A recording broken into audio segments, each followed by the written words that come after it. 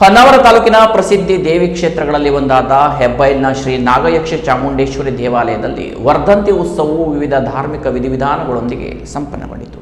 ಹೊನ್ನಾವರ ತಾಲೂಕಿನ ಪ್ರಸಿದ್ಧ ದೇವಿ ಕ್ಷೇತ್ರಗಳಲ್ಲಿ ಒಂದಾದ ಹೆಬ್ಬೈಲ್ ಶ್ರೀ ನಾಗಯಕ್ಷಿ ಚಾಮುಂಡೇಶ್ವರಿ ದೇವಾಲಯವು ಹೊನ್ನಾವರದಿಂದ ಗುಂಡುಪಾಳ ಮಾರ್ಗವಾಗಿ ಕ್ರಮಿಸಿದಾಗ 17 ಕಿಲೋಮೀಟರ್ ಅಂತರದಲ್ಲಿದೆ.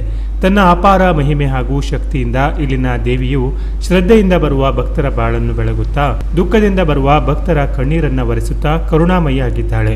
ಧರ್ಮದರ್ಶಿ ಶ್ರೀ ರಾಘವೇಂದ್ರ ಅವರಿಗೆ ಮೈ ದರ್ಶನ ಬಂದು ಭಕ್ತರ ಸಮಸ್ಯೆಗಳನ್ನು ಆಲಿಸಿ ಅವರ ಕಷ್ಟ ಕಾರ್ಪಣ್ಯಕ್ಕೆ ಪರಿಹಾರ ನೀಡುವ ದೇವತೆಯಾಗಿ ಮನೆ ಮಾತಾಗಿದ್ದಾಳೆ.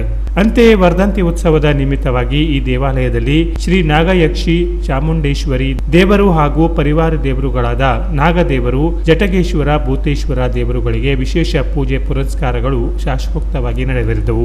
ಹೋಮ ಹವನ, ಅಭಿಷೇಕ, ಉಡಿ ಸಮರ್ಪಣೆ, ಪಲ್ಲಕ್ಕಿ ಉತ್ಸವ ಸೇರಿದಂತೆ ವಿವಿಧ ಧಾರ್ಮಿಕ ಕಾರ್ಯಗಳು ನೆರವೇರಿದವು.